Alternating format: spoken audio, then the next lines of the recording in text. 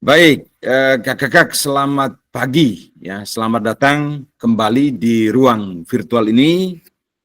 Pada kesempatan di pagi hari ini ya kita semua diundang untuk boleh hadir untuk mengikuti kegiatan ya tatap maya pada modul 3.1.C.1.C.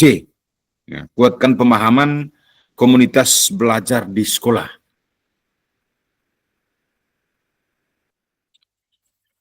Apa kabar semua kakak-kakak? Sehat-sehat kok di sana?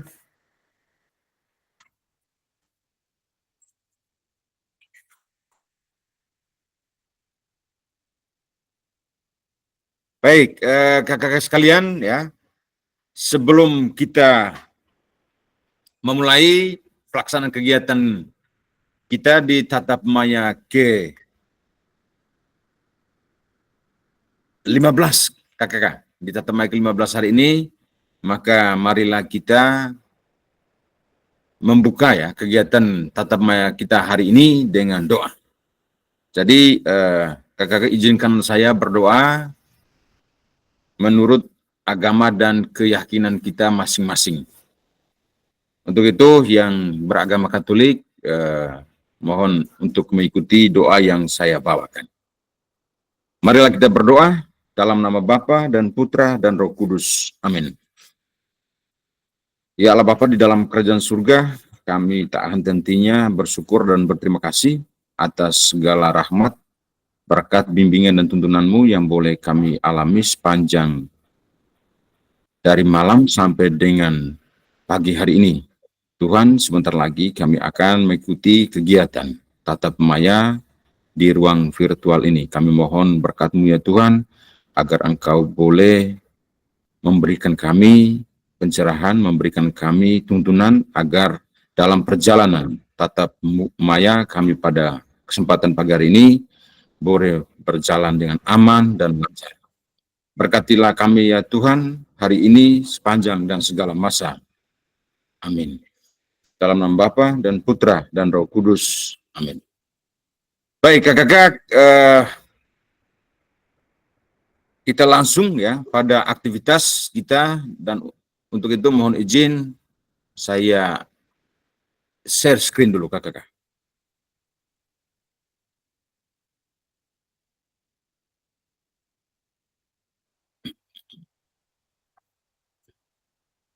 Baik, kakak-kakak, apakah PPT-nya sudah nampak di layar kakak-kakak sekalian? Sudah terlihat? Sudah, kakak. Baik, terima kasih kakak-kakak.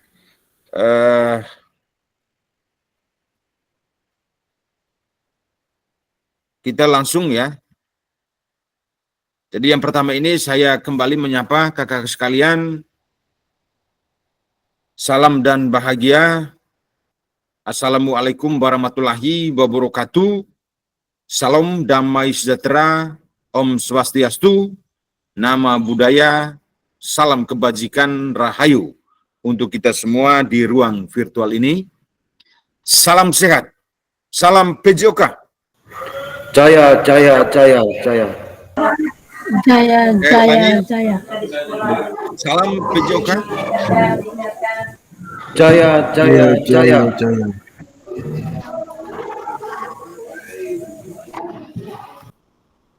Baik, terima kasih kakak sekalian.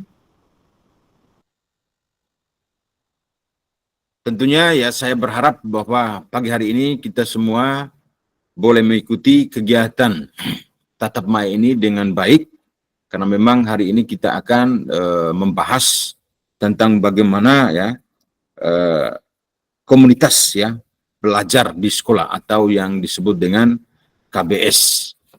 Dan di sini ya tentunya kakak-kakak sudah membuka di modul 3 di LMS itu yang berkaitan dengan komunitas ya belajar di sekolah. Dan kakak-kakak setidaknya sudah belajar secara asinkronus atau belajar mandiri ya di LMS.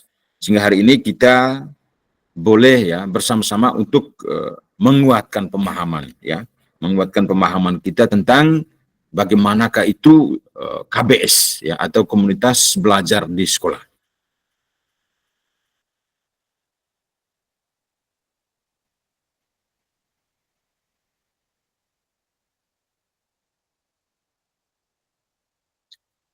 Nah ini kakak-kakak ya, seperti biasa kesepakatan bersama. Jadi saya berharap bahwa hari ini kakak-kakak kita boleh ya mengikutinya itu dengan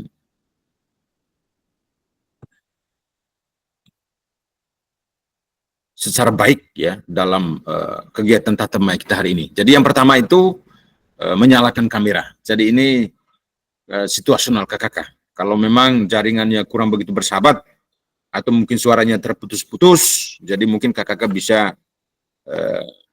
off-kan kamera. Tapi saya berharap bahwa kakak-kakak selalu standby di depan komputer atau PC kakak-kakak sekalian. Yang berikut ya mematikan mikrofon. Kemudian hadir seutuhnya, menghargai waktu bersama. Terima kasih kakak-kakak yang sudah hadir. Lalu kemudian yang berikut memaksimalkan fitur chat. Nah ini kakak-kakak tolong ya dimaksimalkan fitur chatnya. Kemudian yang berikut klik raise hand sebelum bertanya. Dan terakhir ya, gangguan teknis adalah hal wajar. Jadi itu kakak-kakak kesepakatan bersama. Jadi saya berharap bahwa kita boleh mengikuti semua kesepakatan ini dengan penuh tanggung jawab.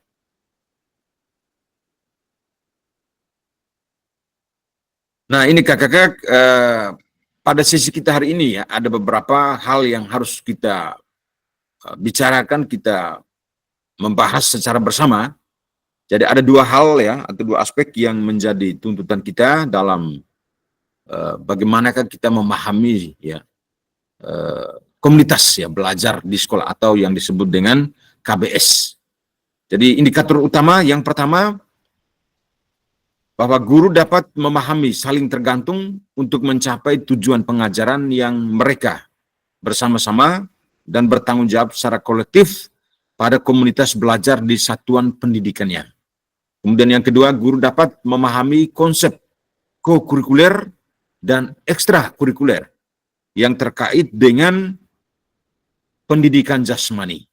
Kemudian yang ketiga, guru dapat mendesain program kokurikuler dan ekstrakurikuler untuk pendidikan jasmani secara kolaboratif. Dan kemudian yang keempat, guru dapat menginisiasi ragam kegiatan untuk mendorong PJOK yang bermakna dan menyenangkan yang berkelanjutan secara kolaboratif di sekolah. Jadi itu indikator utama, kakak-kakak ada 4 itu ya. Kemudian yang kedua, capaian khusus modul. Yang pertama, bahwa kita setidaknya mampu memahami konsep dan pentingnya KBS serta hubungannya dengan keberpihakan pada peserta didik. Kemudian yang kedua, mengidentifikasi aset atau kekuatan sekitar dalam mengembangkan KBS. Kemudian yang ketiga, merancang program kegiatan KBS. Dan yang terakhir adalah merancang pembelajaran berbasis proyek untuk intrakurikuler, kokurikuler, atau P5 secara kolaboratif dengan rekan sejawat dalam KBS, menggunakan model pembelajaran yang sudah dipelajari. Jadi berkaitan dengan capaian khusus modul ini kakak-kakak, jadi setelah kita memahami konsep dan pentingnya KBS, serta hubungannya dengan keberpihakan pada peserta didik, kemudian kita mulai mengidentifikasi kakak-kakak aset-aset yang ada di sekolah yang menjadi kekuatan kita untuk bagaimana kita bisa nih kakak-kakak mengembangkan komunitas belajar yang ada di sekolah kita. Kemudian yang ketiga, bahwa setelah kita mengidentifikasi aset-aset yang ada itu, maka perlu nih kakak-kakak kita akan merancang sebuah program yang berkaitan dengan kegiatan KBS. Kemudian yang terakhir, merancang itu ya pembelajaran berbasis proyek. Jadi nanti ya apakah pembelajaran berbasis proyek ini atau PJBL itu kakak-kakak nanti akan pilihnya itu ke intrakurikuler ataukah ke kokurikuler atau ke P5. Jadi nanti silakan kakak-kakak nanti akan memilih itu. Kemudian dengan menggunakan, nah ini ya, model pembelajaran yang sudah dipelajari. Artinya ada beberapa model pembelajaran kemarin yang sudah kita pelajari. seperti ya kakak model pendidikan gerak, lalu kemudian model pendidikan kebugaran, kemudian model ya pendidikan sport ya, education model atau SEM. Jadi itu capaian ya khusus modul yang harus kita harapkan ya di dalam mempelajari modul ini kakak di modul 3 ini. Nah ini kakak tujuan dari sesi kita kali ini yang pertama itu ya memahami konsep dan pentingnya KBS serta hubungannya dengan keberpihakan pada peserta didik.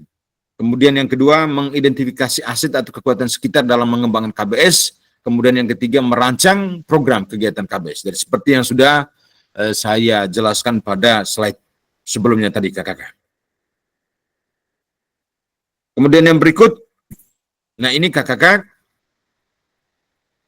komunitas ya belajar di sekolah atau yang disebut dengan KBS. Jadi ada dua ya pembelajaran. Jadi pembelajaran satu itu kita belajar tentang bagaimana komunitas ya belajar di sekolah. Jadi itu ada beberapa ya kegiatan. Jadi ada yang pertama itu elaborasi isi ya 1 JP asinkron. Jadi itu kakak-kakak sudah belajar secara mandiri nih ya di LMS. Jadi sekiranya kakak-kakak hari ini kita akan melaksanakan aktivitas ini kakak-kakak. Mempresentasikan kemudian memperhatikan secara baik ya pemaparan ya dari instruktur dengan bicara tentang KBS. Kemudian di pembelajaran 2 kakak-kakak, jadi itu hari ini kakak-kakak, lalu kemudian besok ya, besok itu kita masuk pada pembelajaran 2. Di mana kita akan merancang nih kakak-kakak pembelajaran berbasis proyek dengan KBS. Nah di sini ya elaborasi isi yang pertama itu kakak-kakak kita akan bahas sama-sama nih membahas tentang bagaimanakah pembelajaran berbasis proyek atau project based learning atau pembelajaran yang berbasis proyek ya atau PJBL. Lalu kemudian yang kedua bagaimana nanti kakak-kakak bisa dapat menjalankan pembelajaran berbasis proyek PJOK bersama komunitas belajar yang ada di sekolah kakak-kakak. Nah ini ya akan ya kita lakukan itu besok ya di hari Jumat. Lalu kemudian di dalam aktivitas yang akan kita lakukan itu ya besok bahwa yang pertama itu kuatkan pemahaman 2 JP pembelajaran mandiri atau asinkron yang kakak-kakak harus nih ya mempelajari secara baik di LMS. Kemudian nanti ya kita akan bersama-sama menguatkan pemahaman kita melalui sesi tatap maya 3 JP. Di mana ya yang pertama itu kita akan belajar ya kalau 2 JP asinkron itu kakak-kakak ya belajar mandiri selama 1 JP akan membuat rancangan PJBL. Kemudian yang kedua nanti setelah kakak sudah merancang itu ya kemudian kakak nanti akan mengirimkan ya ke drive ya. Kemudian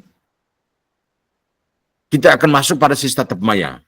Jadi di situ kita akan bersama-sama belajar tentang bagaimana penguatan yang merancang PJBL. Kemudian yang kedua itu persiapan ya RTL atau rencana tindak lanjut implementasi pembelajaran berbasis proyek. Nah itu kakak-kakak rencana moderasinya itu ya tatap maya, kedua besok 3 JP, penguatan merancang PJBL, kemudian yang kedua persiapan RTL, implementasi pembelajaran berbasis proyek. Sekiranya hari ini kakak-kakak kita boleh mengikutinya itu dengan baik sampai akhir ya, kemudian besok ya saya berharap kakak kita juga boleh kembali.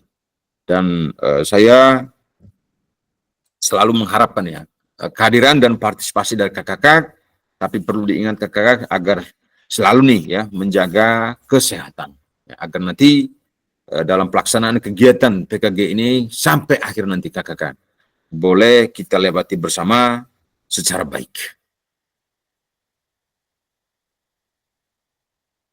Yang berikut kakak-kakak ini komunitas ya belajar dalam sekolah atau komunitas belajar di sekolah atau yang disingkat dengan KBS. Nah kakak semua berkaitan dengan ya hal ini ya Di situ ada ilustrasi gambar nih, kakak-kakak. Yang pertama itu dari saya, ya. Bagaimana kita mau nih kakak-kakak kalau ketika di sekolah itu setidaknya ya kita menjadi motor penggerak ya seperti itu, menginisiasi ya. Kemudian kita membangun tim kerja.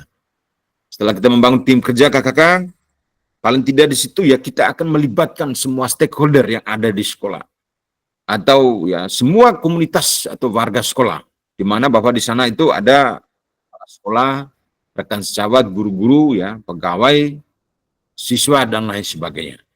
Jadi semua pemangku kepentingan yang ada di sekolah kakak-kakak. Ketika semua ini sudah ya terbentuk, lalu kemudian bagaimana kita bisa nih kakak-kakak menghasilkan ekosistem ya sebuah komunitas yang ada di sekolah. Nah, kita tahu bersama bahwa komunitas belajar dalam sekolah atau KBS atau Professional Learning Community PLC adalah sekelompok pendidik dan tenaga kependidikan PTK yang belajar bersama-sama, berkolaborasi secara rutin, berkelanjutan dan tujuan yang jelas dan terukur untuk meningkatkan kualitas pembelajaran sehingga ya berdampak pada hasil belajar peserta didik. Nah, ini kakak-kakak, bagaimanakah atau ya apa itu KBS ya, komunitas belajar dalam sekolah. Yang berikut nih kakak-kakak, alasan dan tujuan ya membentuk KBS.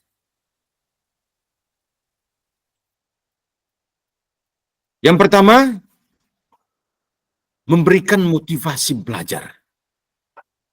Dan motivasi belajar di sini adalah komunitas belajar itu dapat memberikan motivasi bagi guru untuk terus meningkatkan kualitas pembelajaran sehingga dapat meningkatkan motivasi belajar peserta didik.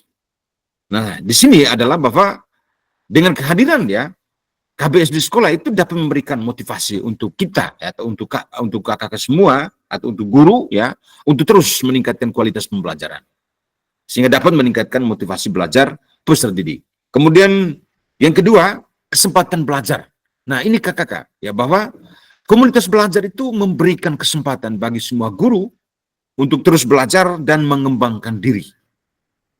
Guru dapat belajar dari hasil belajar dalam komunitas dan segera menerapkannya di kelas masing-masing untuk memfasilitasi pembelajaran yang berkualitas. Dengan adanya komunitas belajar, guru dapat saling mendukung, berbagi pengetahuan, dan meningkatkan kualitas pembelajaran. Hal ini akan berdampak positif pada hasil belajar peserta didik. Nah, kakak-kakak bahwa dengan adanya KBS di sekolah ya kita memberikan ya kesempatan atau itu memberikan kesempatan yang sangat luas untuk kita belajar dan terus belajar kakak-kakak untuk mengembangkan diri. Yang muaranya kemana? Bahwa yang muaranya itu adalah untuk ya meningkatkan hasil belajar peserta didik. Kemudian yang ketiga adalah meningkatkan keterampilan sosial. Nah, ini kakak-kakak bahwa melalui komunitas belajar yang ada di sekolah, guru dapat melatih nih kakak-kakak keterampilan sosial mereka seperti berkomunikasi dan bersosialisasi dengan rekan sejawat. Hal ini dapat membantu guru dalam membina hubungan yang baik dengan peserta didik dan orang tua peserta didik. Nah, ini kakak-kakak bahwa mengapa ya atau alasan apa atau tujuannya apa membentuk KBS di sekolah. Nah, meningkatkan keterampilan sosial untuk yang terakhir ini kakak-kakak. Jadi seperti itu ya kakak-kakak. Kemudian kita lanjut.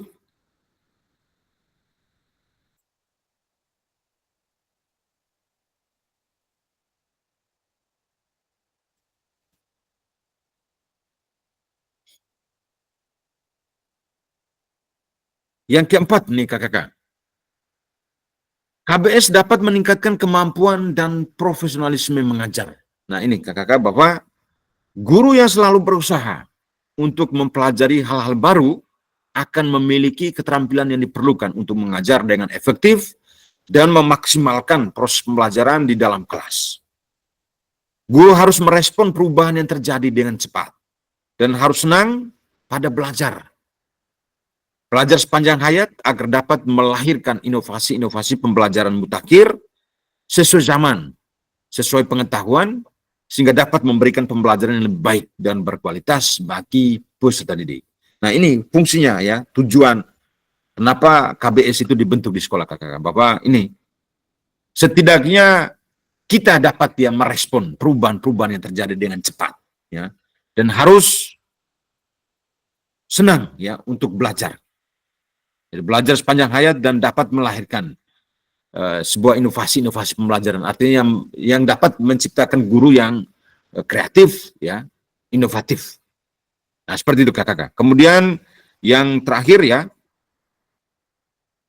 atau yang kelima, meminimalkan ketimpangan kompetensi.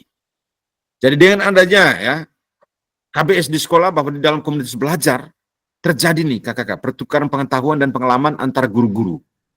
Hal ini dapat membantu dan meminimalkan ketimpangan kompetensi antar guru, sehingga peserta didik memperoleh pengalaman belajar dengan kualitas yang sama, tidak tergantung pada pendidiknya. Nah, ini kakak-kakak, bahwa dengan adanya KBS di sekolah, kita bisa meminimalisir, meminimalkan ketimpangan kompetensi. Artinya tidak ada lagi ya gap yang terjadi di sana, pemahaman-pemahaman terhadap kurikulum. Contohnya seperti itu kakak-kakak. Bahwa kita bisa dapat ya menyamakan persepsi tentang bagaimana kurikulum, lalu kemudian ya menyamakan ya bagaimana metode model pembelajaran yang sesuai dengan kurikulum yang saat ini untuk kita terapkan di kelas masing-masing. Jadi seperti itu kakak-kakak.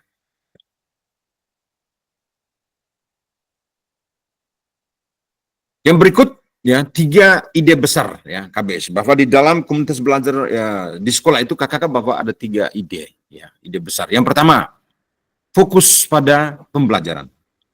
Jadi tujuan utama penyelenggaraan satuan pengajaran adalah untuk memastikan bahwa setiap peserta didik berpartisipasi dalam proses pembelajaran yang berkualitas.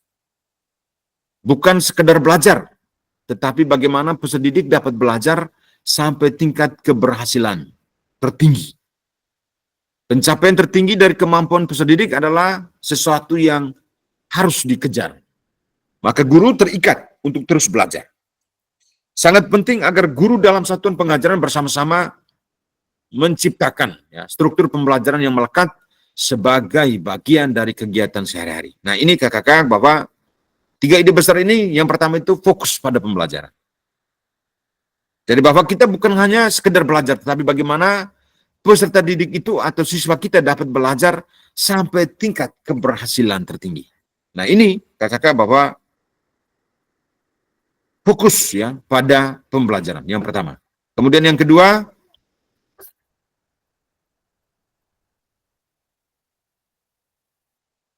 membangun budaya kolaborasi dan komitmen bersama.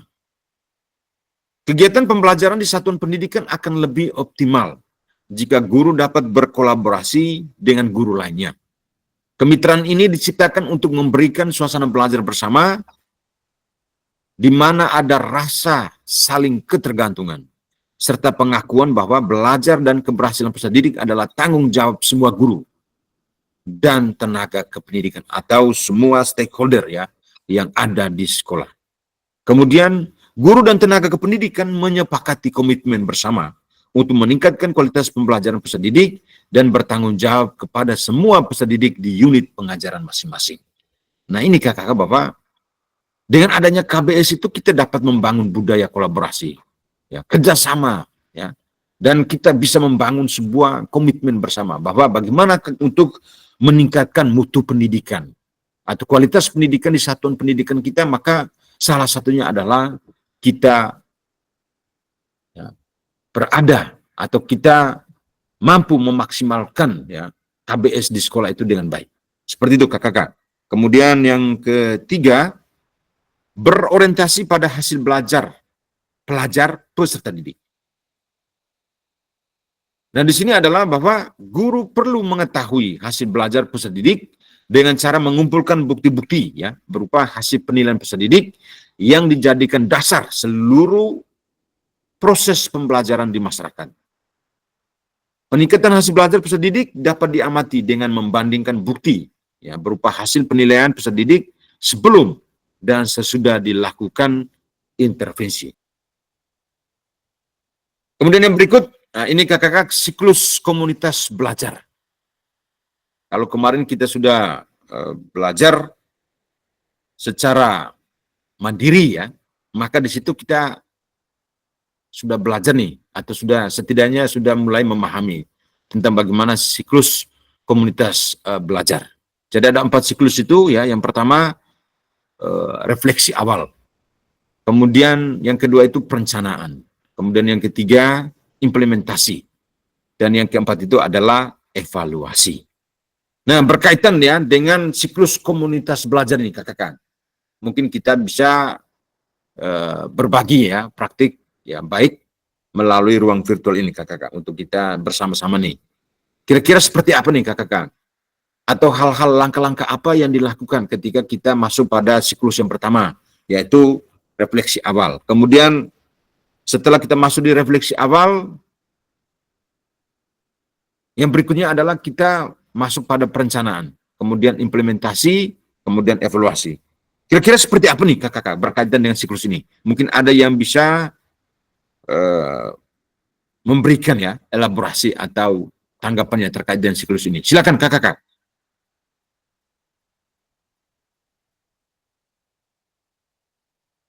Silakan Kak Ristin.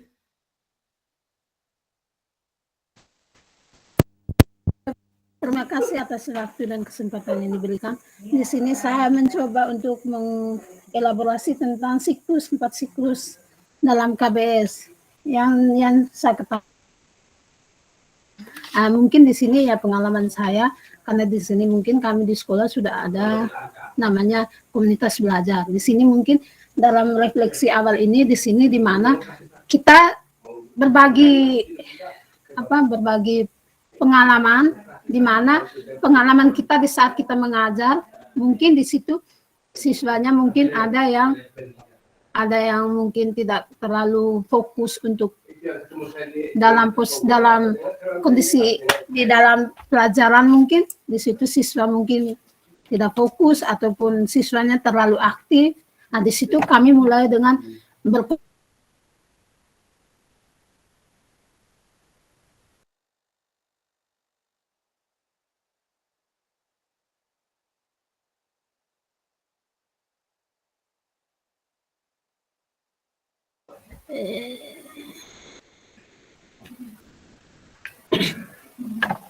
minta maaf kakak, ada gangguan jaringan sedikit kakak.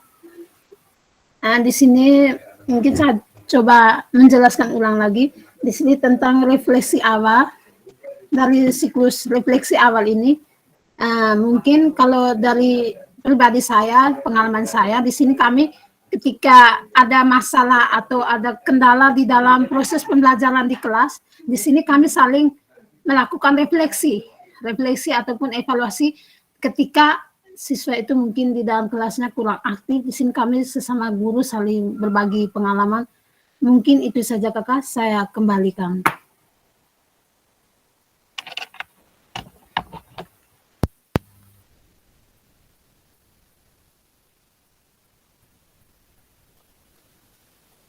Baik, terima kasih Kak Ristin ya.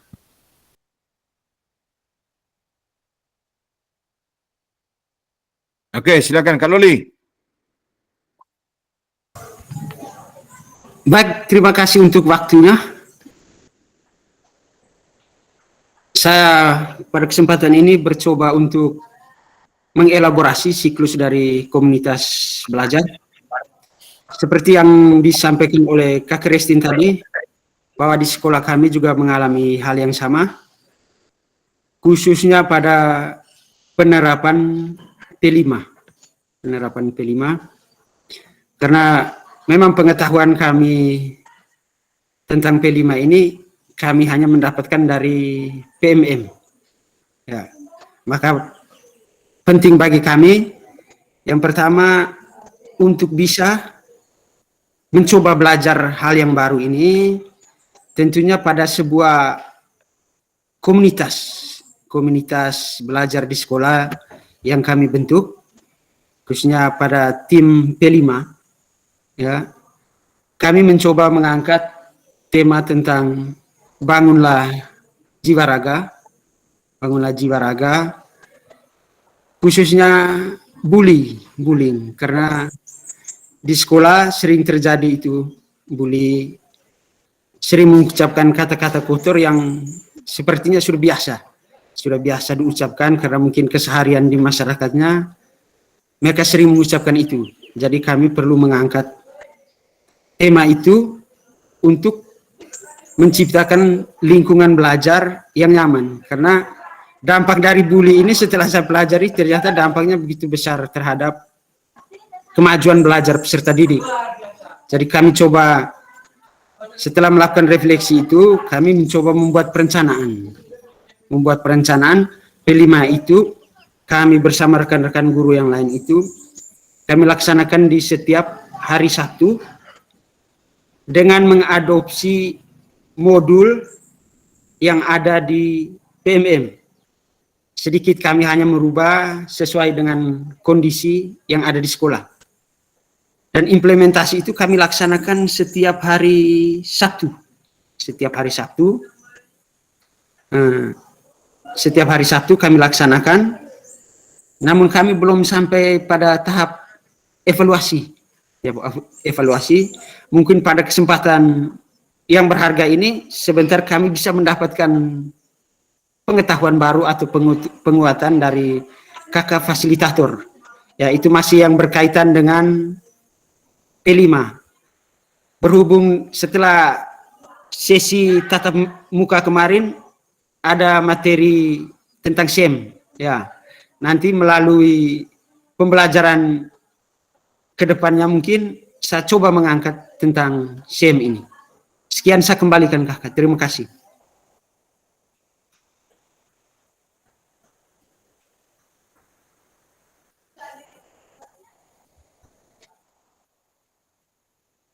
Baik, terima kasih ya Kak Loli ya. Pentingnya hubungan KBS terhadap keberpihakan pada peserta didik dalam pembelajaran PJOK. Setiap elemen sekolah perlu untuk saling terlibat dan mendukung ketercapaian pembelajaran bersama. Untuk ini diperlukan adanya kolaborasi. Adapun alasan mengapa setiap elemen yang ada di sekolah harus berkolaborasi adalah sebagai berikut. Yang pertama, kolaborasi dapat menciptakan pemahaman bersama. Yang kedua, bahwa kolaborasi dibangun dengan adanya kesadaran bahwa proses pembelajaran dan keberhasilan seorang peserta didik merupakan tanggung jawab bagi semua pendidik dan tenaga kependidikan atau tenaga pendidik yang ada di sekolah. Kemudian yang ketiga, kolaborasi ini diciptakan untuk menghadirkan suasana belajar bersama yang di dalamnya terdapat rasa saling tergantung satu sama lain. Nah, ini kakak bahwa pentingnya hubungan KBS dengan keberpihakan pada peserta didik dalam pembelajaran. Ya. Lebih khususnya pada pembelajaran ya PJOK kakak. Bahwa kita harus ya perlu untuk saling terlibat dan mendukung ketercapaian pembelajaran bersama.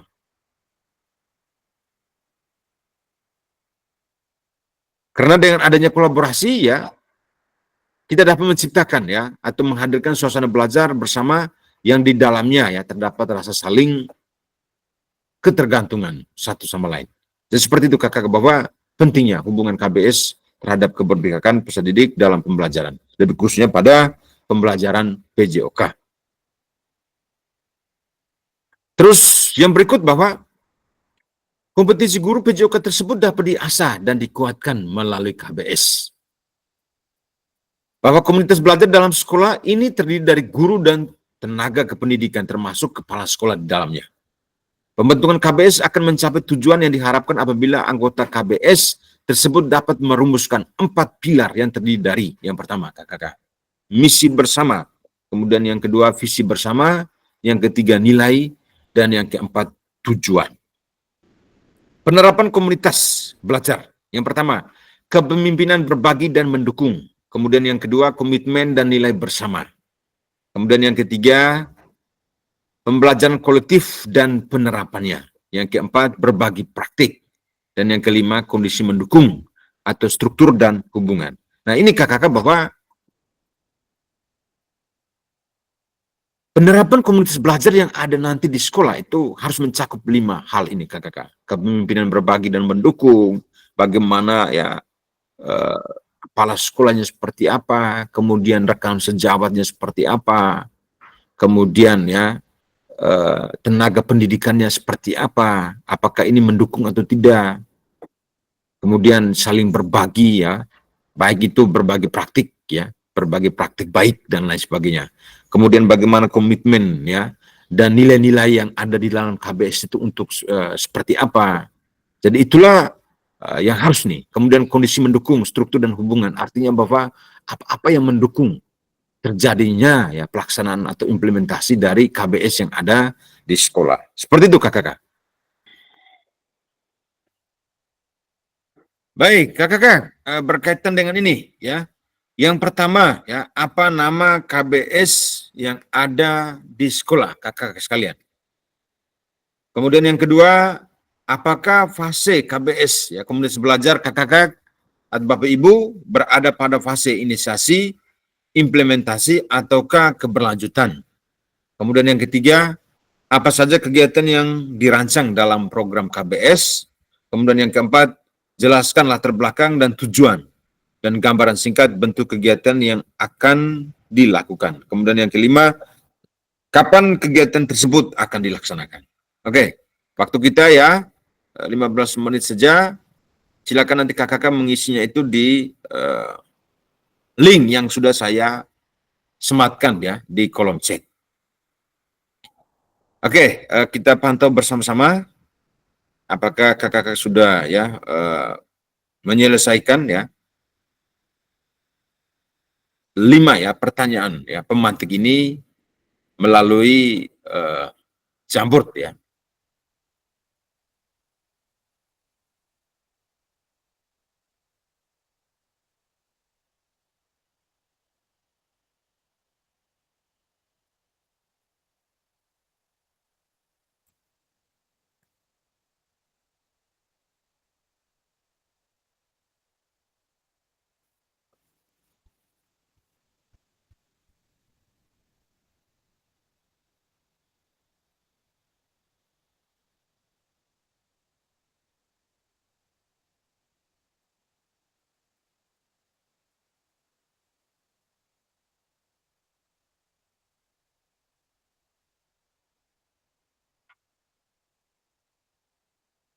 Oke,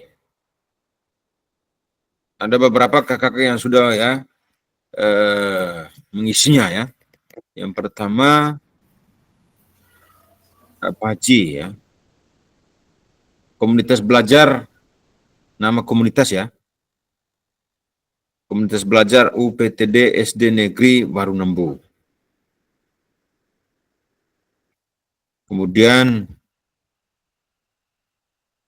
Kak Embo, nama komunitasnya Komunitas Belajar Spensat Riba SMPN Satap Riung Barat. Oke, terima kasih. Kak David ya, Komunitas Belajar SMPN Satap Kuruboko. Kemudian Kak Restin, Komunitas Belajar UPTD SDI Batu Belajar. Kemudian Kak Bende, Komunitas Belajar SDK Tanobolo. Oke.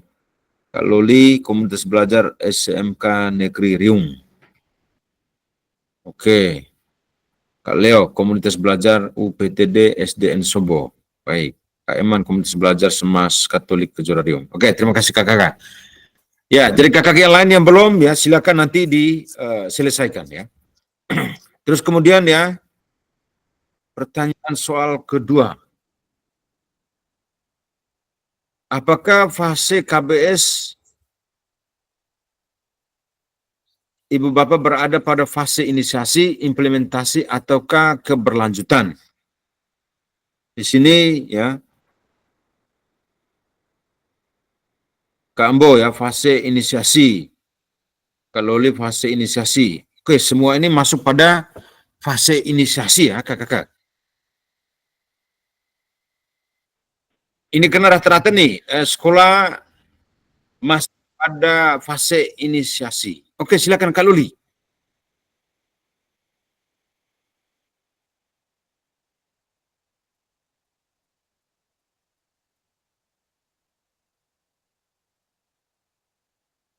Kak Luli, silakan.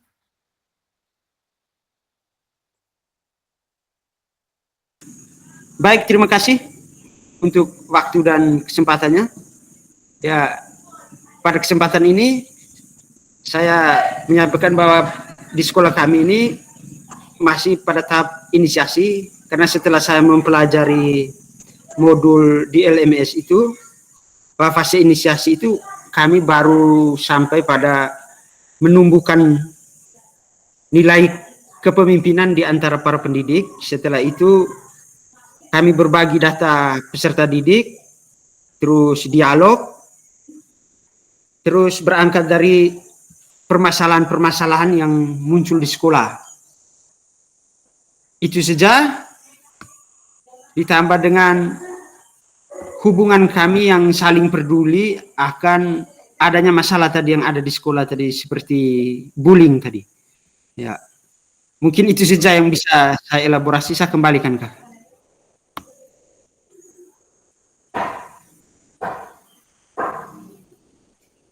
Baik, terima kasih Kak Ambo ya. Luar biasa bahwa mengapa ya, pada fase ini ya, Kak Ambo, Kak Luli ya, memberikan itu pada fase atau KBS yang ada di sekolah itu masuk atau berada pada fase inisiasi. Karena memang melihat pertimbangan bahwa pada fase inisiasi ini ya, di mana bahwa ada hal-hal yang sudah dilakukan di sekolah, tapi itu belum maksimal seperti itu ya. Tapi menumbuhkan komitmen bersama, iya. Nah, baik kakak. Mungkin ada yang lain lagi selain apa yang sudah disampaikan oleh Kak Luli berkaitan dengan fase-fase ini, kakak.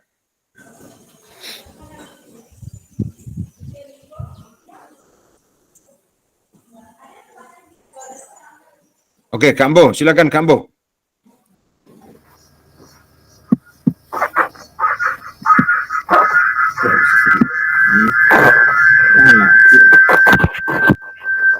Silakan Kambo. Baik, terima kasih banyak atas kesempatan yang diberikan. Ini berkaitan dengan komunitas belajar. Untuk di sekolah saya, memang tahun kemarin pernah dibentuk komunitas belajar, bahkan sudah ada beberapa yang dilaksanakan dalam itu salah satunya itu berkaitan dengan kegiatan penyusunan RKS secara bersama, lalu penyusunan KWSP, modul ajar, tetapi yang belum dilaksanakan itu ada beberapa kegiatan. Salah satunya itu berkaitan dengan P5. Kalau untuk kegiatannya, modul ajarnya memang sudah dibuat kemarin, tetapi dalam pelaksanaan itu mengalami kendala, Kak. Padahal waktunya itu, apalagi dengan kurikulum Merdeka, kelas 7 dan kelas 8, untuk di hari Jumat itu kegiatannya P5. Itu kelas 7 dan 8. Tapi dalam pelaksanaan, entah karena yang menjadi pengurus atau panitia dalam yang menangani itu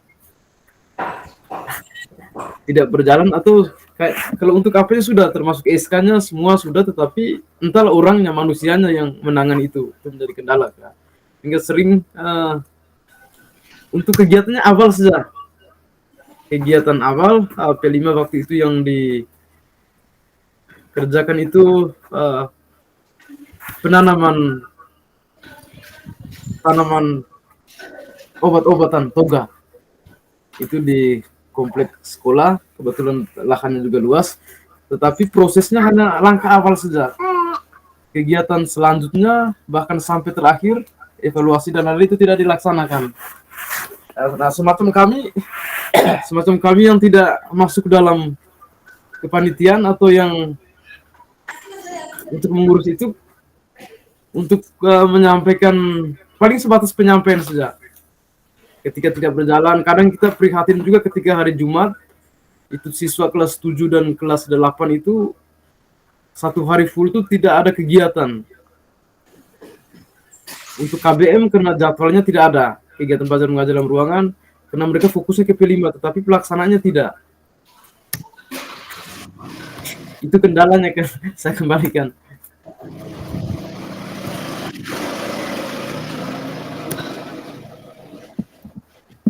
Baik, terima kasih Kak Ambo ya. Halo. Halo Kak David. Pak, listrik padam, kok ini kepentel semua nih?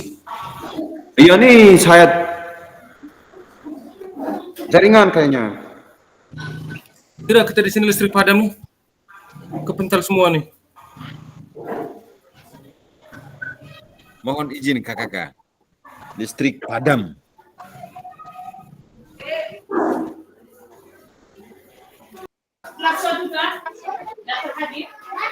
Tapi jaringan masih support ya? Oh, itu. Oke, terima kasih Kak Wende. Kak David, bagaimana Kak David? Untuk sementara aman kakak, tapi ini masih bolak-balik ke ruangan kelas, masih UTS ini. Kebetulan kami jadwalnya tidak dari kurikulum, pakai jadwal yang roster sendiri-sendiri, yang ada roster langsung UTS. Oke. Disesuaikan saja Kak David. Siap, Oke, kakak. Kak Eman, bagaimana Kak Eman? Aman kakak? Aman, Kak Eman. Aman kakak. Oke, terima kasih. Baik, kakak kita lanjut dulu.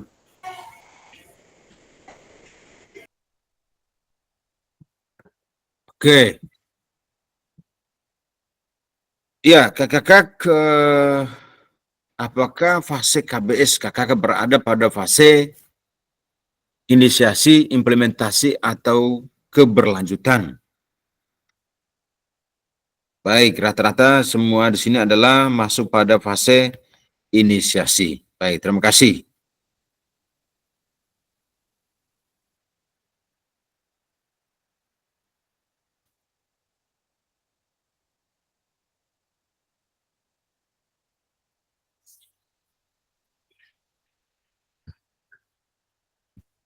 Yang berikut,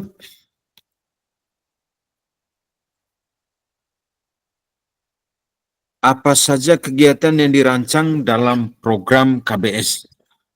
Di sini ya, Kak Ambo, kegiatan dirancang dalam program KBS antara lain menyusun RKAS, mereview KOSP, menyusun modul P5, modul ajar, dan kegiatan ekstrakurikuler. Oke, baik, terima kasih.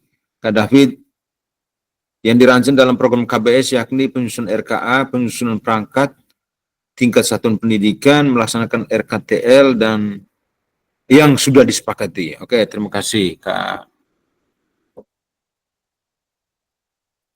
David ya. Kemudian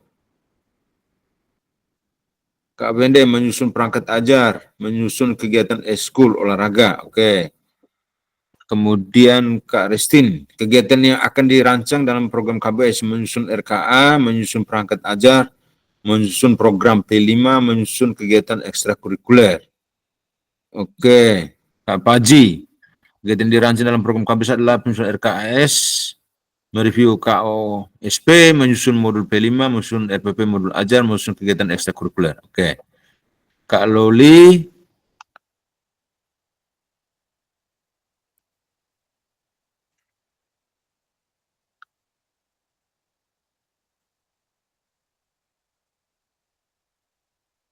kegiatan dirancang dalam program KBS merancang rencana kegiatan ekstrakurikuler dan kokurikuler, menyusun alokasi waktu, menyusun rencana pembelajaran atau modul ajar. Oke, terima kasih.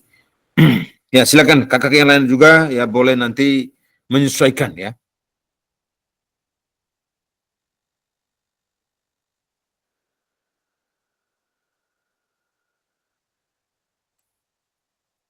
Latar belakang, tujuan, dan gambaran singkat. Ya, bentuk kegiatan yang akan dilakukan. Kak Restin, latar belakang KBS merupakan sekelompok pendidik dalam satuan pendidikan yang sama-sama berkolaborasi secara rutin, tujuannya untuk meningkatkan kualitas pembelajaran yang berdampak pada hasil belajar peserta didik. Bentuk kegiatan yang dilakukan dalam KBS yakni saling berbagi praktik baik dengan rekan sejawat dengan melakukan refleksi awal, perencanaan, implementasi, dan evaluasi. Oke, terima kasih Kak Restin. Kak David, tujuan dari program KBS berbagi praktik baik antara rekan sejawat. Oke. Kak Matius, ya, Kak Ambo, KBS merupakan sebuah wadah yang sangat penting untuk merealisasikan terjadinya kolaborasi dan seterusnya. Oke, terima kasih. Baik, kakak-kakak, terima kasih ya untuk kakak-kakak yang sudah berpartisipasi nih. Ya, nanti kakak-kakak boleh melanjutkan nanti ya pada di sela-sela sesi ya tatap maya ini kakak-kakak. Oke.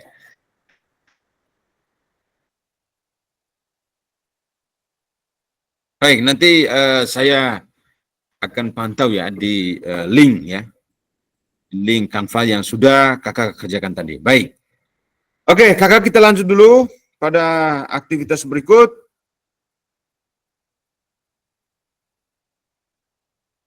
Nah, kakak di sini ya, mari kakak kita analisis fase perkembangan komunitas belajar sekolah kakak sekalian. Jadi di sini saya meminta kepada kakak untuk boleh menjawab secara langsung. Ya, pada kolom chat, fase perkembangan komunitas belajar sekolah kakak. Apakah walaupun tadi sudah dikerjakan di ini ya, di link ya Jamboard tadi, tapi di sini juga diminta nih kakak untuk boleh berpartisipasi itu di kolom chat. Silakan kakak, apakah komunitas belajar yang ada di sekolah kakak itu masuk pada fase apa? Inisiasi, implementasi, ataukah keberlanjutan?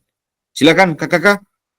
Baik kakak, kita sambil menanti ya kakak yang lain yang mungkin berkomentar di kolom chat ya. Silakan kakak di sana, Kak Restin ya, fase inisiasi karena kami masih melihat kemampuan dan perkembangan peserta didik. Oke, terima kasih. Silakan kakak yang lain juga boleh memberikan ya responnya itu melalui kolom chat. Baik kakak, kita lanjut.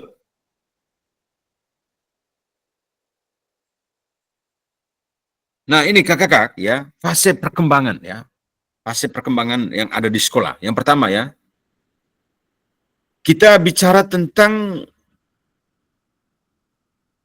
yang tadi ya kakak, 5 tadi ya, 5 hal yang mendukung nih terhadap bagaimana adanya KBS yang ada di sekolah. Yang pertama itu adalah kepemimpinan bersama yang saling mendukung.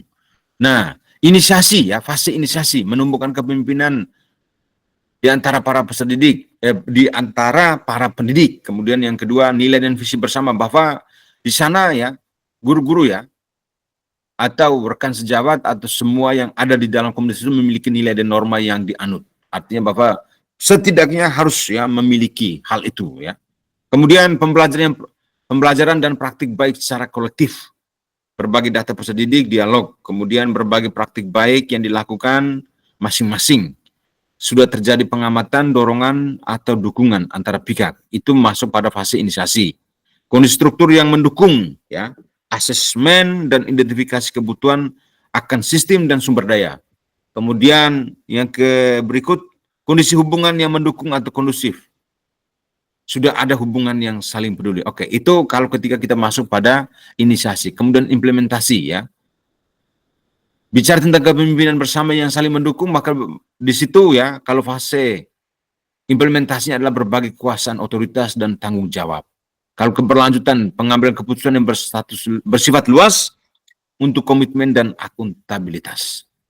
Kemudian fokus pada peserta didik, kemudian ada ekspektasi tinggi. Itu kalau kita masuk pada nilai dan visi bersama, ya, implementasi ya, pada fase implementasi.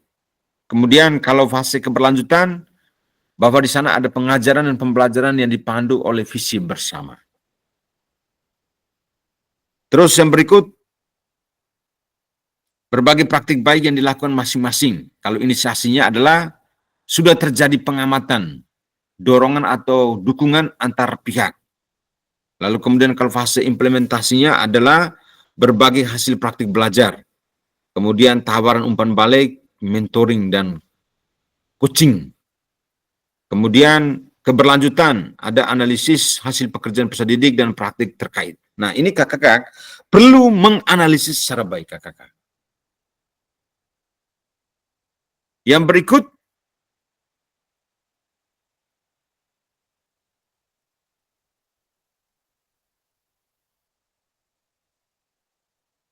setelah kita ya bisa mengetahui tentang bagaimanakah fase perkembangan sekolah berkaitan dengan ini ya, maka kita setidaknya kakak sudah bisa menentukan, oh ternyata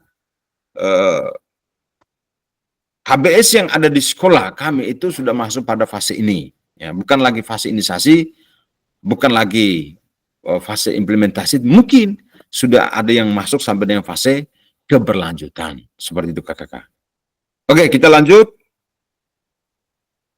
Nah, ini kakak-kakak, sesi ini ya kita akan masuk pada aktivitas ya, bagaimana nanti kita akan ya berbagi ya praktik baik komunitas belajar yang ada di sekolah. Jadi yang pertama itu adalah kakak-kakak nanti ya bagaimana menghubungkan antara aset yang dimiliki dengan rancangan program yang ada. Jadi di sini ya kita akan kakak-kakak akan kembali mereview ya, melihat ya bagaimana pemanfaatan aset yang ada di sekolah untuk kegiatan KBS ini kakak-kakak. Jadi nanti kakak diminta untuk menganalisis ya 7 aset atau modal yang dihubungkan dengan rancangan program yang dibuat nanti. Jadi seperti itu kakak. Nah di sini saya akan membagikan itu kakak dalam 3 kelompok. Kemudian kakak nanti akan memetakan aset atau modal yang dimiliki oleh masing-masing peserta di dalam board. Jadi sampai di sini kakak mungkin ada yang mau ya memberikan ya masukan, silakan, atau tanggapan terkait dengan hal ini.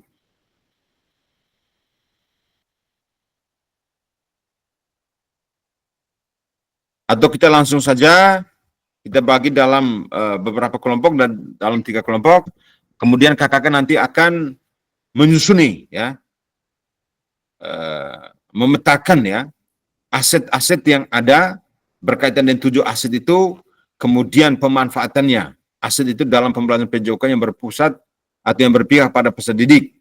Kemudian hal apa yang bisa mendukung dari aset itu untuk bagaimana merancang ya program KBS yang ada di sekolah kakak nanti. Seperti itu kakak. Mohon izin kakak, saya bagikan dulu kakak mereka dalam 3 kelompok.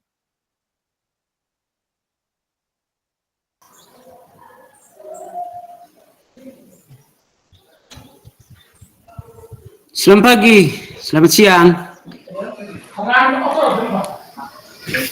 Siang, Kakak Wende. Siang, Kakak.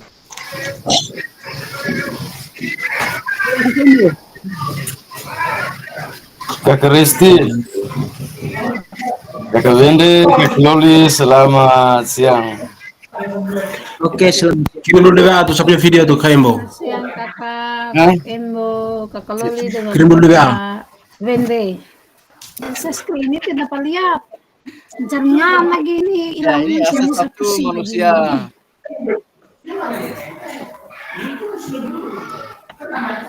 Oke, baik. Kakak, Ini mohon dulu. izin ya. Begini, nah sekarang dari Kak Loli yang presentasi ya, nah, share screen berkaitan dengan tabel pemetaan aset ini. Nah, jadi Kak Loli merancang itu.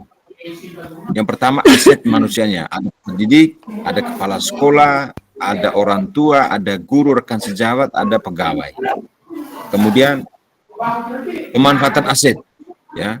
Maka di situ jika ada orang tua atau guru yang memiliki keahlian dalam pelatihan, mereka dapat memimpin program ini dan melatih siswa dengan guru lain. Oke, itu pemanfaatan aset yang nanti akan digunakan dalam KBS. Tapi bagaimana untuk mendukung ya terlaksanaannya atau kebutuhan ya belajar peserta didik. Nah, kalau Kalau yang sudah dipresentasi oleh Kak Loli ini, itu artinya pemanfaatan hasil itu kalau diberikan itu nanti pada bagian kolom keterangan. Nah, gitu. Nah, Kak Loli dia mempresentasikan seperti ini, berbagai share screen ini, kemudian kakak yang lain tinggal menyesuaikan, membahas dulu yang ada di Kak Loli punya ini untuk dijadikan presentasi, lalu kemudian di sisi lain kakak pemetaan hasil yang sudah dilakukan oleh kakak itu kakak perbaiki secara mandiri. Begitu.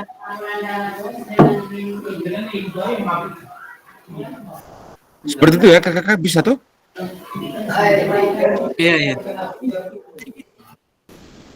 Oke. Ini Kak Fasil, saya sedikit bertanya, ini pemanfaatan aset ini dalam komunitas belajar, ya, yang kami rancang misalnya dalam kegiatan co-curricular P5 atau ekstra. Jadi ketika ada peserta didik atau orang tua itu yang kami manfaatkan, mungkin yang memiliki keahlian itu untuk mendukung program itu. Apakah ini keliru atau dipindahkan ke, seperti yang Kak Fasil omong tadi, dipindahkan ke kolom keterangan? Yang di pemanfaatan ini itu seperti apa? Sekian, saya kembalikan. Baik, terima kasih. Yang di pemanfaatan itu seperti yang pada aset yang sudah kita buat kemarin. Yang kita buat kemarin itu kan masuk pada pemanfaatan aset dalam pembelajaran PJOK yang berpihak kepada peserta didik, seperti itu, Kak Loli. Contohnya aset manusia. Jadi aset manusia ini kan pemanfaatan aset dalam pembelajaran PJOK yang berpihak kepada peserta didik itu memiliki kepala sekolah, guru, tenaga kependidikan, orang tua, dan siswa. Kan seperti itu. Lalu kemudian di keterangannya itu ya, maka aset-aset ini yang bisa kita optimalkan. Guru mungkin kena contohnya guru ya. Dengan pengalaman mereka setelah mereka mengikuti kegiatan guru penggerak, mereka mencoba untuk berbagi praktik baik, lalu kemudian bisa diterapkan di sekolah melalui kegiatan KBS yang ada. Seperti itu Kak Loli. Jadi dia tidak berbeda jauh dengan pemetaan aset yang kita lakukan kemarin ketika waktu pembelajaran SEM. Kemudian pada modul 1.2 pada pemetaan aset atau sumber daya manusia. Sumber daya manusianya, kemudian sumber daya finansialnya, dan lain sebagainya. Itu yang kakak mereka masukkan situ menjadi kekuatan yang ada untuk membangun KBS, seperti itu. Halo Kak Loli.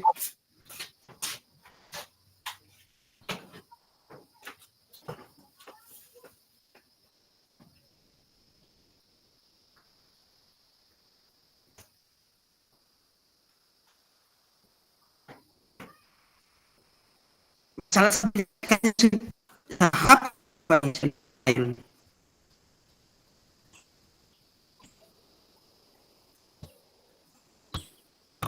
Kak Loli, yang di pemanfaatan aset tuh, iya, yang asetnya kan manusia. lanjut. Asetnya manusia di pemanfaatan aset dalam pelajaran PJOK itu, yang pertama sumber daya manusia SDM yang dimiliki oleh satuan pendidikan sebagai modal utama. Keterangannya itu pas tuh Kak.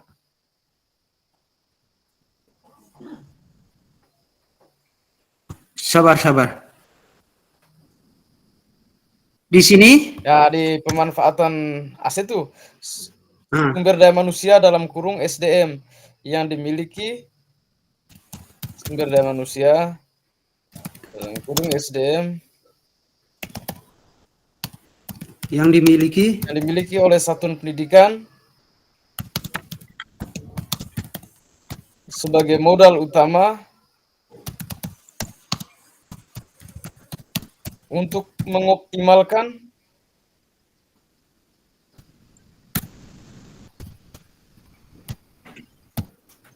terus peran dari masing-masing pihak sebagai modal utama untuk mengoptimalkan Ya, peran dari mas-mas. peran dari masing-masing pihak dalam menunjang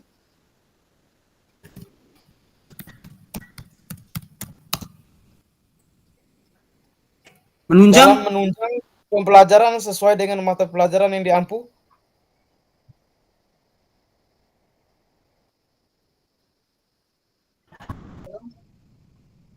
dan menunjang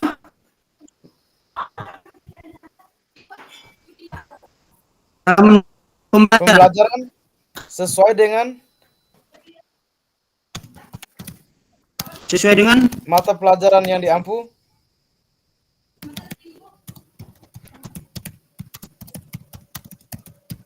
Oke.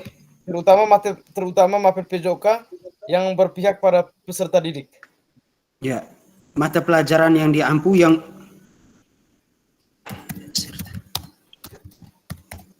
berpihak kayak itu peserta pada peserta didik itu. Peserta didik. Oke. Ya. Guru, Kembo, kayaknya sudah bisa masukin punya nih. Aset manusia, keterangannya itu sudah. Sekolah, peserta didik, komite, guru, orang tua, wali.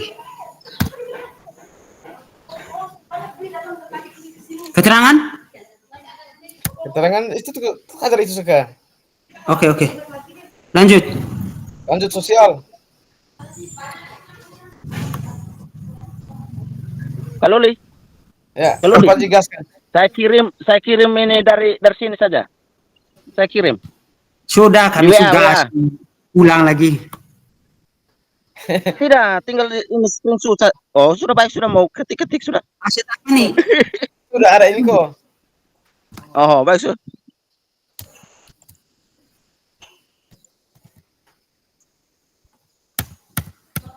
Aset finansial Kambo. Sabar kah?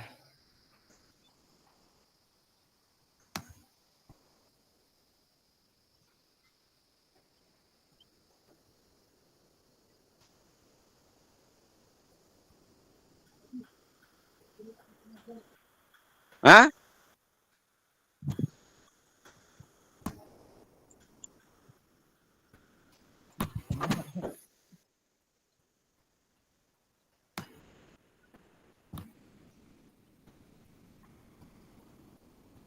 Finansial. Pemanfaatannya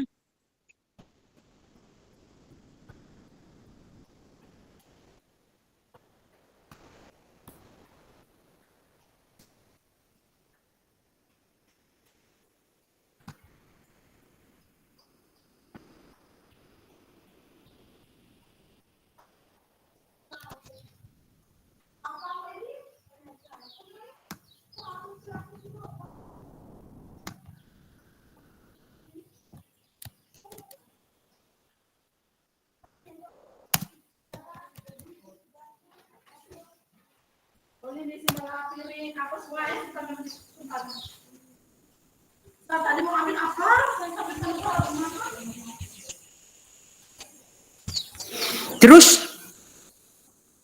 halo Kambo. dukungan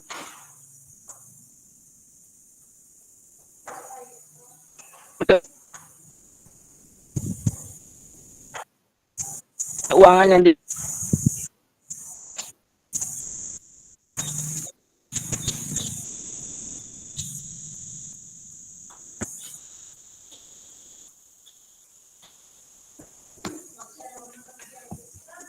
belajarnya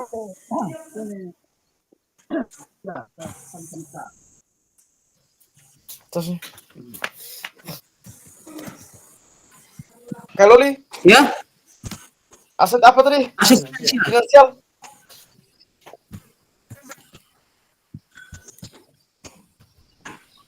Dukungan keuangan dimiliki oleh sekolah. Sabar. Listrik juga nih.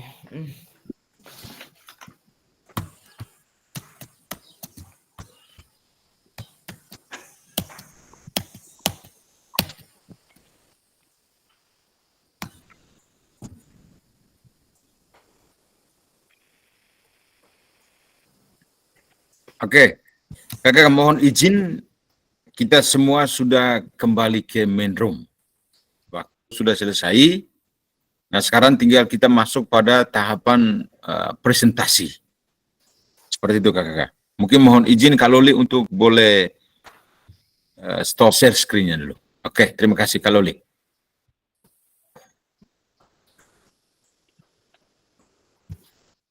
Mohon izin kakak saya share screen dulu.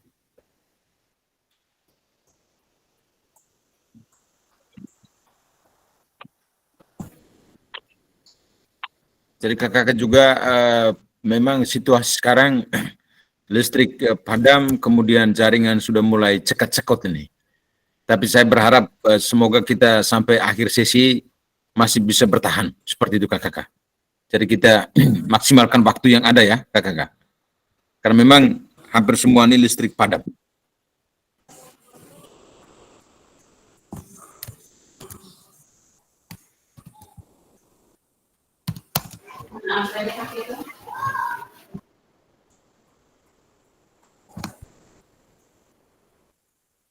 Jadi baik kakak, sesi sekarang ya, mari kita berbagi praktik baik komunitas belajar di sekolah. Yang kakak sudah rancang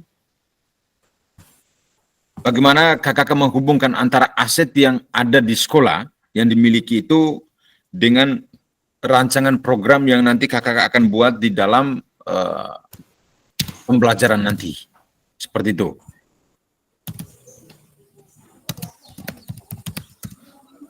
Nah, mungkin pada kesempatan ini kita langsung saja memulai kegiatan presentasi. Jadi mungkin yang pertama ini siapa yang mau memulai presentasi? Yang mungkin sudah siap atau sudah selesai mengerjakan. Silakan.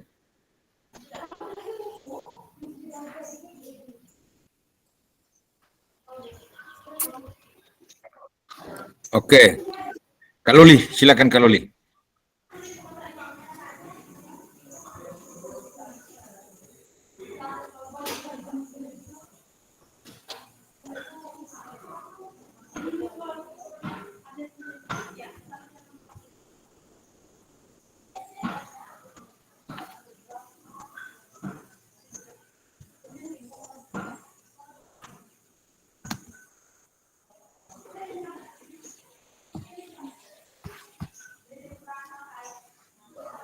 Baik, terima kasih untuk waktu dan kesempatannya. Kami dari kelompok 4 bersama dengan Kakak Wende, Kakak Embo, dan Kakak Ristin mencoba untuk melakukan presentasi mengenai pemetaan aset yang mendukung kegiatan komunitas belajar sekolah. Pertama, aset manusia, yaitu ada kepala sekolah, peserta didik, guru dan orang tua wali, serta pegawai. Sumber daya manusia yang dimiliki oleh satuan pendidikan yang bisa dioptimalkan untuk menunjang pembelajaran mata pelajaran PJOK serta berpihak pada peserta didik. Contohnya, misalnya jika ada orang tua atau guru yang memiliki keahlian dalam sebuah bidang, kita bisa memintanya untuk memfasilitasi program pelatihan pada peserta didik. Hal ini juga bisa menghemat biaya pelatihan. Yang berikut, aset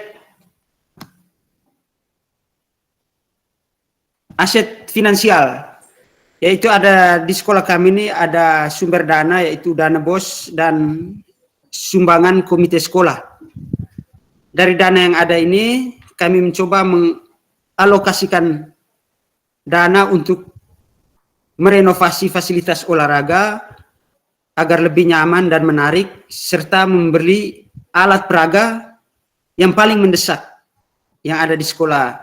Misalnya kalau untuk pembelajaran permainan bola besar, bolanya tidak ada, mungkin kami lebih fokus ke situ.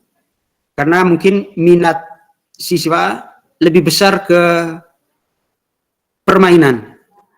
Yang ketiga yaitu aset sosial, yaitu dukungan orang tua, masyarakat sekitar, pemerintah desa, dan DUDI. Kalau di SMK kami ini ada DUDI, yaitu dunia usaha dan dunia industri. Jadi kami bisa melibatkan orang tua, masyarakat sekitar dalam merancang program, baik melalui sumbangan maupun tenaga sukarela. Selain menghemat biaya, kami juga dapat meningkatkan keterlibatan dan dukungan masyarakat terhadap kegiatan-kegiatan yang dilaksanakan di sekolah. Kalau di SMK ini, kami ada DUDI. DUDI ini mendukung pembelajaran prakerin. Jadi, pengetahuan yang ada di dunia usaha itu maupun dari segi sarana maupun segi kompetensi itu kami bisa saling berbagi dengan pihak DUDI, misalnya dengan hotel kalau yang dari jurusan perhotelan, dilanjutkan dengan budidaya itu kepada kelompok-kelompok masyarakat yang punya tambak. Berikut saya lanjut ke aset alam. Sekolah kami ini dekat dengan hutan, terus ada sungai dan pesisir pantai. Adanya hutan dan sungai ini mendukung program yang dirancang dalam komunitas belajar seperti kayu yang bisa saya manfaatkan untuk pembuatan lembing dan gawang, serta kon dari tempurung kelapa. Yang berikut aset fisik, yaitu lapangan olahraga dan halaman sekolah. Dari aset yang ada ini saya bisa memanfaatkan untuk berbagai jenis olahraga yang mendukung pembelajaran PJOK seperti sepak bola, bola voli, basket, futsal, dan pembelajaran lain seperti senam, itu bisa dilakukan pada lapangan ini. Yang berikut aset politik. Aset politik itu kebijakan kepala sekolah dan keputusan yang diambil di dalam rapat. Jadi keterlibatan sekolah bersama komunitas, baik yang ada di masyarakat atau seperti tadi bersama DUDI, itu kami berkolaborasi mendukung program yang dilaksanakan sekolah. Sehingga kalau di SMK itu adanya link and match, yaitu penyelarasan program keahlian serta kompetensi yang ada di DUDI dengan yang ada di sekolah. Sehingga mungkin apa yang tidak kami dapat di sekolah bisa kami pelajari di dunia industri. Itu saja kakak yang bisa saya elaborasi, saya kembalikan kakak. Terima kasih.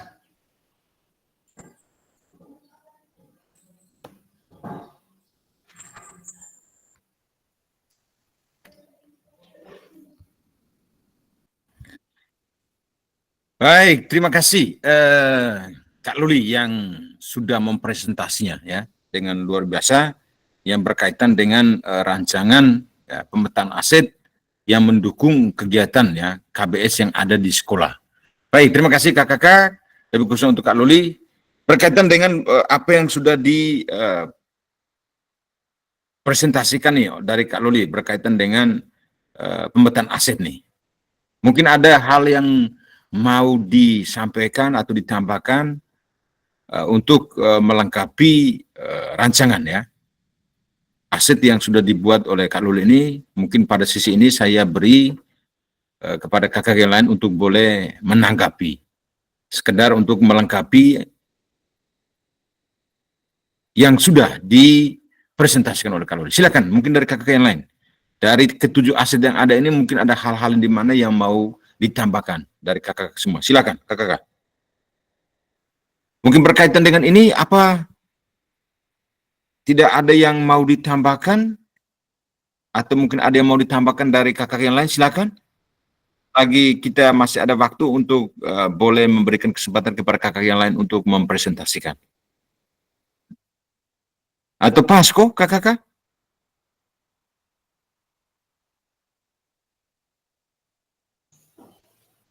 Kalau memang pas, oke, terima kasih ya Kak Luli, luar biasa yang sudah mempresentasikan ini. Tinggal Kak Luli bisa sesuaikan lagi dengan hal-hal yang mungkin ya menjadi kurang di dalam presentasi ini, baik itu dari 7 aset yang ada.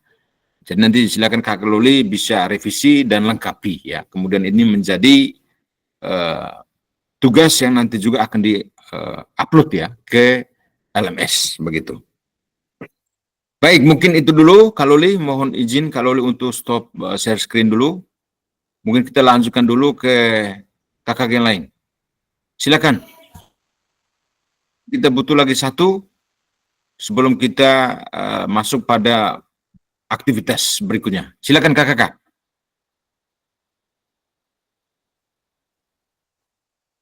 Jadi 3 menit kali ya, karena memang saya juga laptop sekarang sudah masuk pada low, tinggal 10% juga nih. Silakan kalian lebih cepat. Oke, baik. Terima kasih untuk waktu dan kesempatan. Dan saya akan mencoba mengelaborasi tentang pemetaan aset dalam komunitas belajar di sekolah saya. Tentunya yang paling pertama itu mengenai aset kemanusiaan, di mana di sekolah ada kepala sekolah, ada bapak ibu guru, dan orang tua. Jadi di sini peran kepala sekolah itu mendukung atau berkolaborasi dengan rekan-rekan guru dalam melaksanakan pembelajaran agar pembelajaran itu bisa berjalan dengan nyaman dan menyenangkan. Terus berikut peserta didik. Peserta didik di sekolah kami sebanyak 122 orang. Kakak minta maaf, mungkin saya bisa share screen.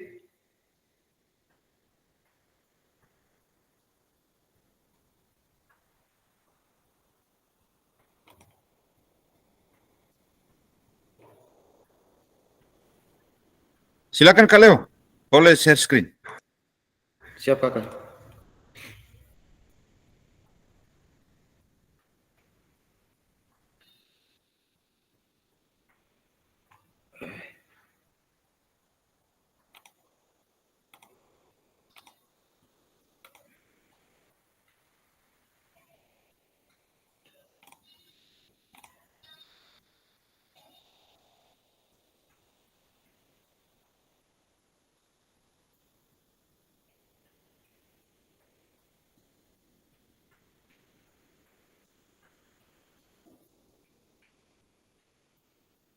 Oke, lanjut di aset kemanusiaan. Yang berikut ada peserta didik, dan peserta didik di sekolah kami semua 122 orang, dan di sini juga peserta didik memiliki minat dan kemampuan yang berbeda-beda. Seperti ada yang hobi di sepak bola, ada yang bola voli, ada yang di tenis meja, ada pun yang di olahraga yang lain. Dan berikut ada orang tua. Orang tua ini memiliki peran yang sangat penting dalam mendukung minat dan bakat yang dimiliki oleh anak-anak mereka. Dan berikut di modal sosial. Di modal sosial, tentunya di lingkungan sekolah ada tata tertib, ada kode etik guru, dan di sini semua warga sekolah itu memiliki sikap yang empati dan gotong royong. Dan berikut modal fisik. Fisik ini sangat mendukung proses terselenggaranya pendidikan yang nyaman dan kondusif. Dan di sekolah kami ini memiliki ruang kelas, ruang lab komputer, dan ruangan aula, terus ruangan UKS, perpustakaan, toilet, dan lapangan olahraga. Dan tempat ini memastikan tempat bagaimana peserta didik untuk belajar dengan nyaman dan menyenangkan.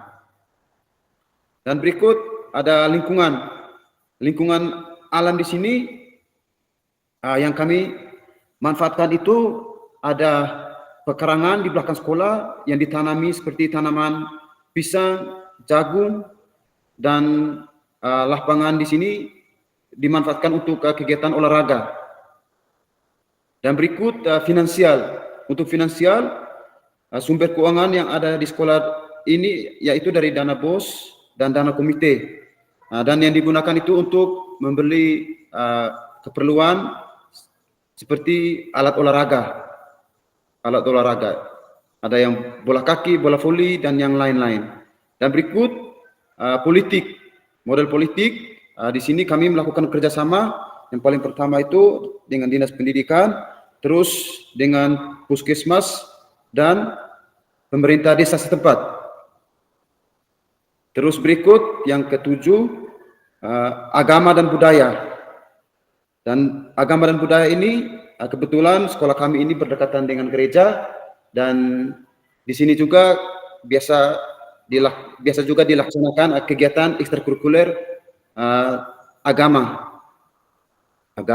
Dan berikut juga ada kegiatan kami yang diikuti oleh peserta didik.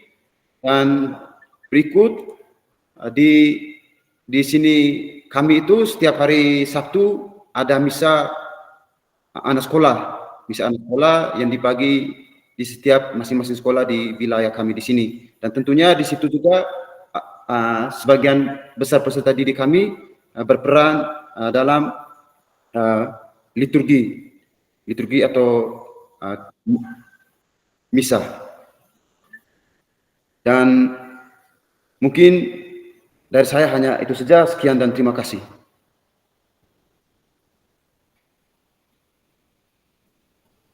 Untuk waktu berikut saya kembalikan kepada kakak fasilitator.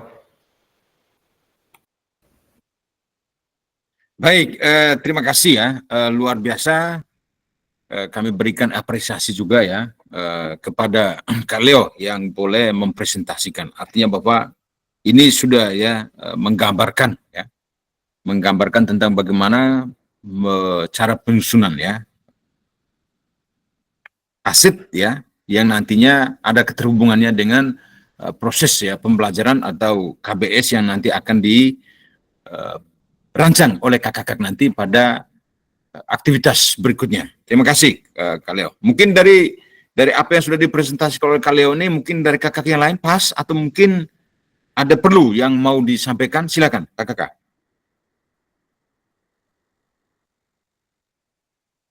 Kalaupun ya pas, tapi paling tidak kakak mulai menyusun ya sesuai dengan apa yang sudah disampaikan oleh Kak Leo dan juga Kak Loli tadi ya, disesuaikan secara baik sehingga itu bisa kakak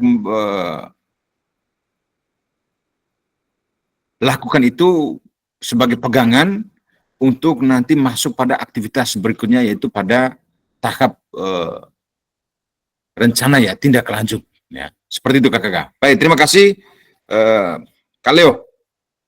Baik kakak, mohon izin saya share screen dulu.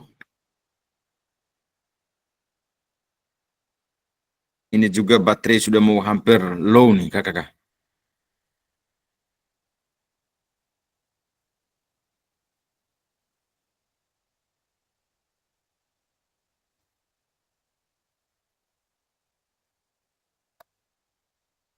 Baik kakak, nanti ya setelah kakak sudah merancang tadi ya, bagaimana kakak menghubungkan antara aset yang dimiliki dengan rancangan program yang akan dibuat, yang berkaitan dengan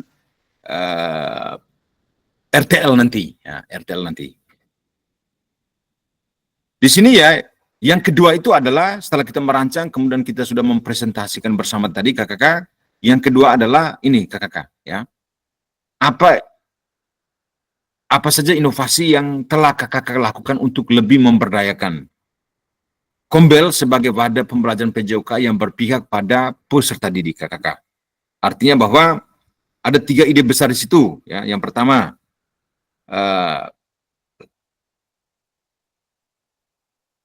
fokus ya pada pembelajaran peserta didik. Kemudian yang kedua, membangun budaya kolaborasi dan komitmen bersama. Kemudian yang ketiga itu adalah berorientasi pada hasil belajar peserta didik. Artinya bahwa KKK mereka ini harus ya bisa untuk memberdayakan Kombel itu sebagai wadah pembelajaran PJOK atau KBS yang ada di sekolah itu sebagai wadah nih KKK pembelajaran PJOK yang berpihak pada peserta didik. Lalu kemudian kapan ya KBS KKK nanti dapat dikatakan sukses? Nah, yang dikatakan sukses itu artinya bahwa ketika KKK nanti mampu menggerakkan komunitas belajar yang ada di sekolah itu semakin hari semakin baik. Seperti itu KKK. Artinya bahwa hal-hal yang sudah KKK lakukan, berbagai praktik baik, ya. Kemudian itu KKK mereka bagikan di komunitas belajar, maka KKK salah satunya adalah bisa mendukung sehingga KBS itu dapat dikatakan sukses KKK. Jadi ini butuh ya kolaborasi. Yang paling inti di sini adalah bagaimana komitmen dari KKK untuk bagaimana membuat situasi KBS yang ada di sekolah itu menjadi lebih aktif lagi. Seperti itu. Kemudian yang berikut, nah ini ya KKK aset tadi yang sudah KKK mereka susun itu ya. Kemudian KKK mereka bisa menyesuaikan dengan model-model ya pembelajaran yang KKK rancang nanti. Apakah nanti kalau ketika KKK merancang model pembelajaran itu melalui ya pendidikan gerak, ataukah melalui pendidikan kebugaran, ataukah melalui pendidikan sport education model, maka KKK mereka harus bisa mampu nih mengaitkan dengan 7 aset yang ada di dalam KKK nanti membuat rancangan yang akan kita aset ini KKK, kemudian KKK mereka mulai meramu bagaimana nanti 7 aset yang ada itu ada tidak keterhubungannya dengan rancangan yang nanti KKK akan lakukan itu pada pertemuan ya tatap maya pembelajaran 2 besok nanti KKK. Seperti itu. Yang berikut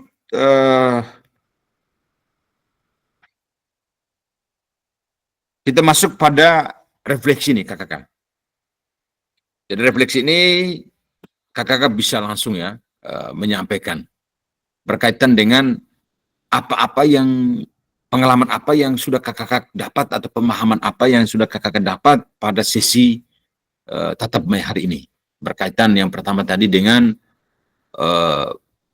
menganalisis ya KBS yang ada di sekolah. Apakah KBS KKK itu masuk pada tahap ya fase inisiasi ya ataukah pada tahap atau fase berikutnya seperti itu. Jadi pada sesi ini KKK nanti diminta untuk boleh mengelaborasi ya bahwa setelah melakukan sesi tatap maya pada kuatkan pemahaman satu ini, hal baru apa nih KKK yang KKK dapatkan. Kemudian yang kedua, hal apa yang menjadi kekuatan dan kelemahan KKK dalam mengembangkan rancangan program pada KBS. Silakan KKK.